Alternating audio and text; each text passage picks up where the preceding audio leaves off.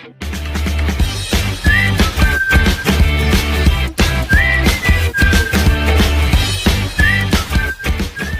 And welcome back to our channel coursology hub. तो coursology hub के आपके अपने इस चैनल में आप सभी साथियों का जोरदार स्वागत है। तो साथियों, कैसे हैं आप सब? आई होप आप सभी बहुत अच्छे होंगे, ठीक होंगे, सुरक्षित होंगे और जहां पर भी होंगे खुश होंगे। तो चलिए साथियों, आज का जो ये हमारा टॉपिक है कि how to make a disability certificate, इस टॉपिक के ऊपर हम लोग बात करेंगे आज। और मैं ये वादा करता हूँ कि इस वीडियो को देखने के बाद में जितने भी हमारे साथी हैं या जो पेरेंट्स हैं जो कि अपने बच्चे के लिए डिसेबिलिटी सर्टिफिकेट बनाना चाहते हैं, ठीक है, वो चाहते हैं कि उनके बच्चे का विकलांगता प्रमाण पत्र बन जाए, डिसेबिलिटी सर्टिफिकेट बन जाए। और उनको बनाने में कई बार क्या होता है कि उनको सही जानकारी नहीं होती, कई बार जानकारी होती है तो उनको पता नहीं होता कैसे बनेगा, कितना लंबा पीरियड लगेगा, ठीक है, कितना टाइम लगेगा। इन जानकारियों के बारे में काफ़ी उनके अंदर क्वेश्चंस होते हैं। तो आज का जो ये हमारा वीडियो है, ये आज आपके सारे सवालों के जवाब दे देगा। और इस वीडियो के अंदर हम आपको हर चीज़ बता देंगे बिल्कुल जीरो से कि किन कागजातों की ज़रूरत होगी, आपके ज़िले में कहाँ पर कैसे बनेगा, कौन सी वेबसाइट है जहाँ से आप बना सकते हैं, किन व्यक्तियों का बनेगा और किन व्यक्तियों का नहीं बनेगा, ठीक है। आपको इस वीडियो के अंदर तमाम सवालों के जवाब जो है आपको मिल जाएंगे। बस आपको करना इतना है कि आपको इस वीडियो को आराम से बैठ के तसल्लीपूर्वक, ठीक है, ठंडे दिमाग से पूरा वीडियो देखना है ताकि आपको एक एक चीज़ समझ में आ जाए। अगर आपने इस वीडियो को भगा भगा के देखा या हड़बड़ाहट में देखा तो हो सकता है कि आपको कई सारी चीज़ें आप मिस कर जाएं और आप इसको ना देख पाएँ। तो चलिए, ज़्यादा इधर उधर की बात ना करते हुए हम सीधा मुद्दे की बात पे आते हैं और अपने टॉपिक को हम शुरुआत करते हैं। सबसे पहला जो हमारा सवाल है कि कौन सा व्यक्ति जो है डिसेबिलिटी सर्टिफिकेट बना सकता है और कौन सा व्यक्ति डिसेबिलिटी सर्टिफिकेट नहीं बना सकता है, इसका फैसला कौन करेगा? अगर एज ए पेरेंट्स हमें ये लगता है, अगर हमारा बच्चा शैक्षणिक रूप से यानी कि पढ़ाई में पिछड़ा हुआ है, हमारा बच्चा खेल कूद में पिछड़ा हुआ है, हमारा बच्चा भाषा विकास में पिछड़ा हुआ है, हमारा बच्चा किसी भी प्रकार के बौद्धिक गतिविधि यानी कि जो इंटेलेक्चुअल एक्टिविटीज़ होती हैं उनमें दूसरे बच्चों से पिछड़ा हुआ है, तो हो सकता है कि आपके बच्चे के अंदर कोई हिडन डिसेबिलिटी यानी कि छुपी हुई विकलांगता के लक्षण हो सकते हैं। जैसे छुपी हुई विकलांगता, कई बार क्या होता है, कई पेरेंट्स ये मानना ही नहीं चाहते कि उनका बच्चा विकलांग है, क्योंकि कई बार क्या होता है कि कई बच्चे ऊंचा सुनते हैं जिसके कारण वो शैक्षणिक रूप से पिछड़े होते हैं, लेकिन माँ बाप मानना ही नहीं चाहते कि उनका बच्चा जो है वो पिछड़ा हुआ है। कई बच्चे होते हैं जो अल्प दृष्टिबाधित होते हैं, वो दृष्टिबाधित नहीं होते लेकिन वो अल्प दृष्टिबाधित होते हैं, तो पेरेंट्स मानना ही नहीं चाहते कि उनके बच्चे के अंदर कुछ प्रॉब्लम है जिसके कारण वो शैक्षणिक रूप से पिछड़ जाते हैं। कई बच्चे जो होते हैं उनको चलने में बाधा होती है तो वो कई सारे शारीरिक गतिविधि में जो है वो पीछे रह जाते हैं। कई बच्चे जो होते हैं वो लर्निंग डिसेबिलिटी का शिकार होते हैं, आपको पता है कि अधिगम विकलांगता के शिकार होते हैं। तो इसीलिए अगर आपका बच्चा, मैं उन सभी पेरेंट्स को भी बोल रहा हूँ और जो बच्चे यंग हो चुके हैं, जो बच्चे 18 साल से ज़्यादा हो चुके हैं और जिनके माँ बाप को इतनी अवेयरनेस नहीं है, मैं उन बच्चों को भी बोल रहा हूँ कि बेटे, अगर आप, या पेरेंट्स को बोल रहा हूँ कि अगर आपका बच्चा किसी भी रूप से, सामाजिक रूप से, शैक्षणिक रूप से या शारीरिक गतिविधि में किसी भी प्रकार से अगर आपका बच्चा किसी क्षेत्र में पीछे जा रहा है और आपके लगातार प्रयास करने के बाद भी पीछे जा रहा है, तो सबसे पहले आप अपने ज़िला अस्पताल में जा कर के और उसका जो है उस चीज़ का ट्रीटमेंट का प्रॉपर आप उसका ट्रीटमेंट कराइए, ठीक है। पहला स्टेप क्या करना है आपको कि अस्पताल जा कर के उसका ट्रीटमेंट कराना है। और जब ट्रीटमेंट कराने के बाद भी उस व्यक्ति या उस बच्चे के अंदर सुधार ना हो तो आपको उसी जिला अस्पताल में जा कर के, ठीक है, उस बच्चे के लिए डिसेबिलिटी सर्टिफिकेट के लिए अप्लाई करना है। यहाँ तक आपको पूरी अच्छे तरीके से जो है बात समझ में आ गई होगी। लेकिन यहाँ प्रश्न खड़ा होता है ये कि जब हम डिसेबिलिटी सर्टिफिकेट के लिए अप्लाई करेंगे तो हम करेंगे कहाँ पर? तो इसका सिंपल सा जवाब ये है कि सबसे पहले आप डायरेक्ट हॉस्पिटल में जा कर के अप्लाई नहीं कर सकते हैं। पहले ऐसा होता था, पहले क्या होता था कि पहले के, आज से पहले भी मैंने YouTube के ऊपर एक वीडियो बनाई हुई है जिसके अंदर मैंने बताया था कि आपको जिला अस्पताल जा कर के आप बना सकते हैं। लेकिन अब जो है 2026 चल रहा है और वो वीडियो तकरीबन मैंने 2018-19 में बनाई थी, लेकिन अब जो है पूरे नियम कानून जो है बदल चुके हैं, ठीक है। तो सबसे पहला काम आपको क्या करना है, सबसे पहले आपको करना है swavlambancard.gov.in, ठीक है। अगर आप गूगल के ऊपर स्वावलंबन भी लिख देते हैं, स्वावलंबन कार्ड, या फिर आप इतना भी लिख देते हैं UDID कार्ड, ज़्यादा परेशान मत होइए, उसका लिंक मैं अपने डिस्क्रिप्शन बॉक्स में भी डाल दूंगा, ठीक है। आप वहाँ पर भी क्लिक करेंगे तो आप डायरेक्ट उस वेबसाइट पे पहुँच जाएंगे, और डायरेक्ट आपको लिखना हो तो आप स्वावलंबन लिख सकते हैं या आप लिख सकते हैं यूडीआईडी कार्ड, ठीक है। इतना लिखने के बाद आप उस वेबसाइट पे पहुँच जाएंगे, और उस वेबसाइट पे जाकर के सबसे पहले अपने बच्चे को आपको डिसेबिलिटी सर्टिफिकेट के लिए रजिस्टर्ड करना है, ठीक। अब आपके मन में प्रश्न खड़ा होगा कि अगर हमें अपने बच्चे को डिसेबिलिटी सर्टिफिकेट के लिए रजिस्टर करना है तो हमें किन डॉक्यूमेंट्स की ज़रूरत होगी, जिन डॉक्यूमेंट्स को हम ले करके और रजिस्टर कर सकें। सबसे पहला जो आपको चाहिए वो चाहिए आपको आधार कार्ड, ठीक है। दूसरा चाहिए बच्चे का एक रेजिडेंशियल प्रूफ, ठीक है। अगर आपके पास कोई रेजिडेंशियल प्रूफ नहीं है तो माता पिता का भी रेजिडेंशियल प्रूफ आप लगा सकते हैं उसके अंदर, ठीक है। तो एक रेजिडेंशियल प्रूफ, एक बच्चे का आधार कार्ड और एक बच्चे की फ़ोटो, ठीक है। ये डॉक्यूमेंट आपको चाहिए। अब यहाँ पर कुछ पेरेंट्स की कुछ पेरेंट्स के मन में प्रश्न होगा कि हमारा बच्चा तो अभी 3 साल का है, या हमारा बच्चा तो अभी 4 साल का है, या 5 साल का है, या अभी तक हमने अपने बच्चे का जो है आधार कार्ड नहीं बनवाया है, तो क्या हमारे बच्चे का जो है डिसेबिलिटी सर्टिफिकेट नहीं बनेगा? बिल्कुल जी, आपके बच्चे का भी डिसेबिलिटी सर्टिफिकेट बनेगा। बस आपको काम इतना करना है कि सबसे पहले आपको आधार कार्ड के सेंटर जाना है और उस बच्चे के लिए आधार इनरोल कराना है उसको, ठीक है। आधार इनरोल कराने के बाद जब आपके पास आधार इनरोल कराने की जो स्लिप आ जाएगी आपके पास में, उस स्लिप से भी आप उसको अपलोड कर सकते हैं। आधार की जगह पर उस स्लिप को भी आप अपलोड कर देंगे तो वो भी वैलिड डॉक्यूमेंट माना जाएगा, ठीक है। लेकिन आपको पता होना चाहिए कि जब भी आप उस वेबसाइट के ऊपर रजिस्टर करने जाएं, चाहे आपके पास आधार इनरोलमेंट स्लिप हो, चाहे आपके पास आधार कार्ड हो, तो आप हमेशा अपने संग में वो मोबाइल रखें जिसके ऊपर OTP आएगा। क्योंकि जब भी पहले क्या होता था कि UDID की वेबसाइट के ऊपर OTP नहीं आते थे, लेकिन अब साइट अपडेट हो चुकी है और अब OTP वेरीफाई के बाद ही जो है फाइनल सबमिशन आप कर सकते हैं। तो सबसे पहला स्टेप आपको क्या करना है कि UDID की वेबसाइट पर जाना है और जो डॉक्यूमेंट मैंने बताए हैं उन डॉक्यूमेंट को लेकर के और बच्चे का जो है आपको इनरोलमेंट कर देना है, ठीक है। और इनरोलमेंट करने के दौरान ही उसमें आपके हॉस्पिटल्स पूछे जाते हैं। तो इनरोलमेंट करने के दौरान ही क्या होता है दोस्तों कि उसमें हॉस्पिटल की लिस्ट पूछी जाती है कि आपको किस हॉस्पिटल में आपको दिखाना है, ठीक है। तो आपके ज़िले में जो भी अस्पताल है, ठीक है, जो आपका ज़िला अस्पताल है, सबसे पहले आपको वहाँ रजिस्टर करना है। ये नहीं करना है कि आपके जो राजधानी के अंदर जो अस्पताल है, जैसे मैं उन लोगों के लिए बता रहा हूँ, अगर मान लीजिए कोई राजधानी दिल्ली क्षेत्र में रह रहा है तो वो अपने क्षेत्र के पहले ज़िला अस्पताल में इनरोल्ड करेगा, और उसके बाद में वहाँ जब वो इनरोल्ड कर लेगा और वहाँ पर जब उसके डॉक्टर सारी चीज़ें देख लेंगे, अगर वहाँ से इशू होने वाला होगा तब तो डॉक्टर वहीं से इशू कर देंगे। अगर वहाँ से इशू होने वाला नहीं होगा तो डॉक्टर फिर बड़े अस्पताल में उसको फॉरवर्ड कर देंगे उस केस को। तो वो फिर बड़े अस्पताल में जाएगा और वहाँ पर उसकी पूरी स्क्रीनिंग होगी, अच्छे से डॉक्टर उसकी जांच पड़ताल को करेंगे, और जांच पड़ताल करने के बाद में डॉक्टर की कमेटी ये डिसाइड करेगी कि उस बच्चे का कितने % का सर्टिफिकेट इशू होने वाला है, ठीक है। तो आपको पता होना चाहिए कि जैसे ही वो सर्टिफिकेट के लिए स्क्रीनिंग कमेटी क्या होती है कि पहले आपको 3-4 डेट दी जाएंगी।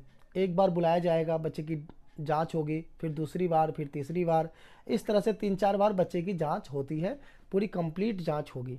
उसके बाद में जो पैनल होगा वो फाइनल एक दिन आपको बुलाएगा और उस दिन बच्चे को सर्टिफिकेट की % दे दी जाएगी।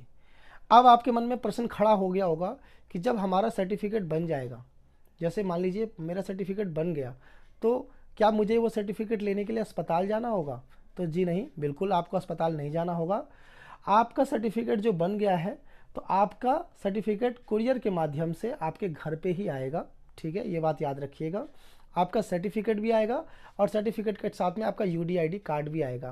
तो ये UDID कार्ड क्या होता है मैं आपको बताता हूँ। देखिए, आज की डेट में जिस तरह से हर नागरिक के लिए सरकार ने आधार कार्ड बनाया है, पैन कार्ड बनाया है, उसी तरह से हर दिव्यांग बालक के लिए जो है सरकार ने एक UDID कार्ड बनाया है। उसका फुल फॉर्म होता है यूनिक डिसेबिलिटी आइडेंटिटी कार्ड, ठीक है, UDID, unique disability identity card, ठीक।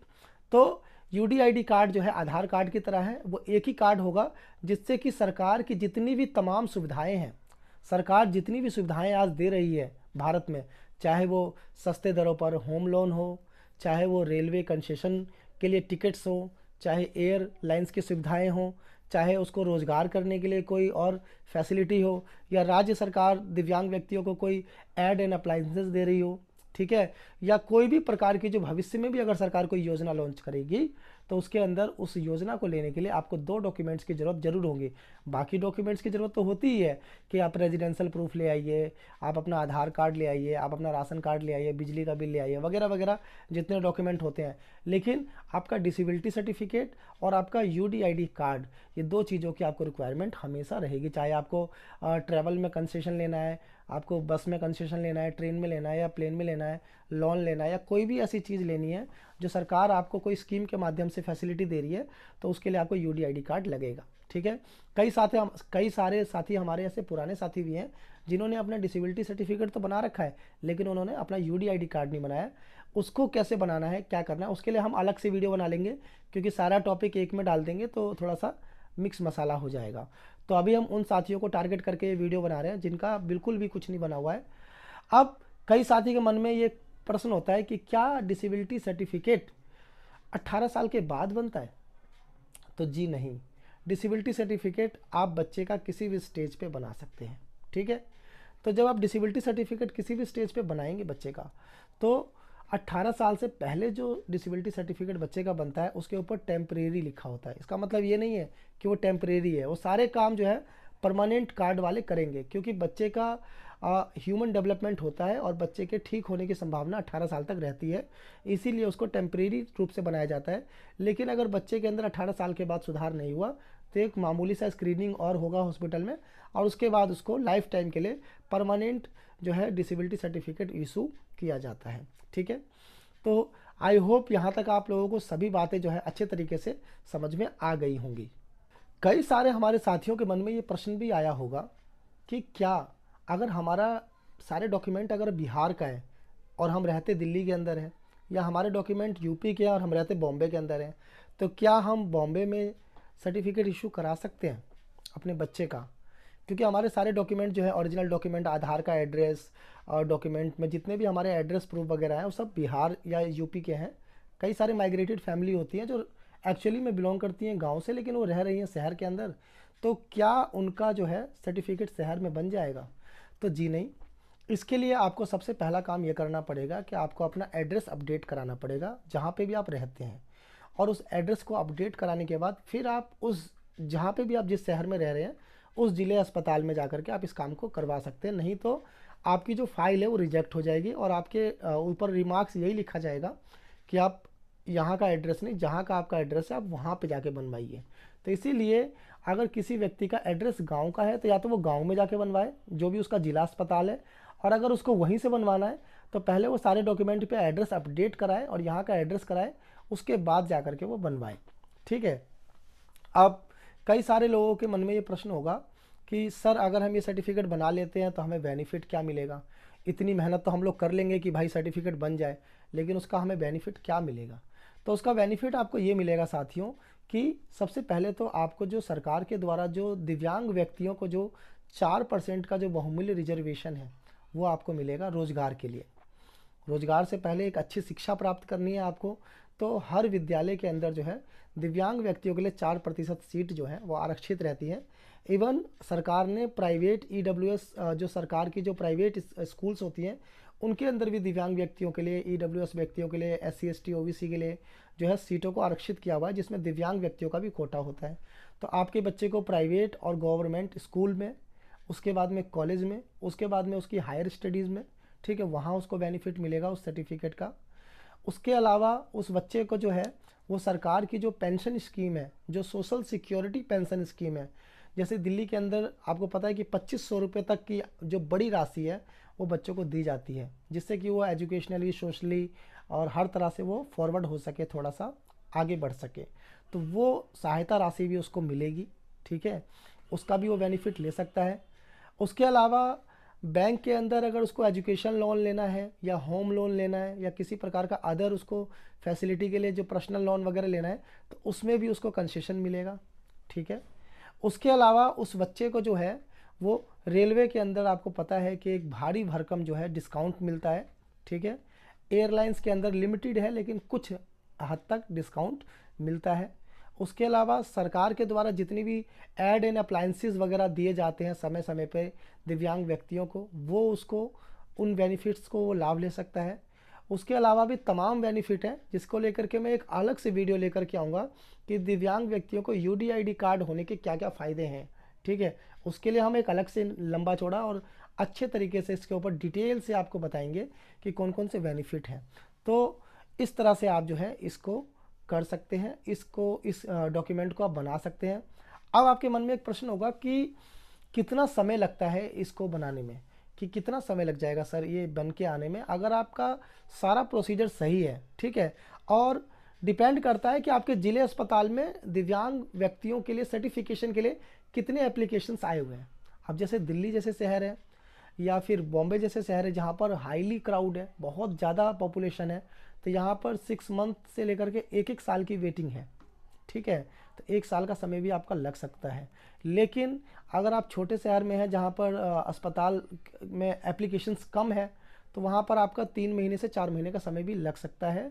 लेकिन आप जितना जल्दी इसको प्रोसेस करेंगे उतना जल्दी आपको कार्ड मिलेगा और उतना जल्दी आप उस बच्चे को ना केवल सोशली सिक्योर कर पाएंगे, एजुकेशनली सिक्योर कर पाएंगे, बल्कि जो भी उसको राइट्स मिलने वाले हैं गवर्नमेंट के द्वारा वो उसको ले पाएगा। अगर उसके पास यूडीआईडी कार्ड नहीं होगा तो सरकार के द्वारा किसी भी स्कीम का वो कोई बेनिफिट नहीं उठा पाएगा। ऐसे बच्चे दोहरी मार का शिकार हो जाते हैं, एक तो वो दिव्यांग होते हैं और दूसरी तरफ उनको कोई बेनिफिट भी नहीं मिल पाता है।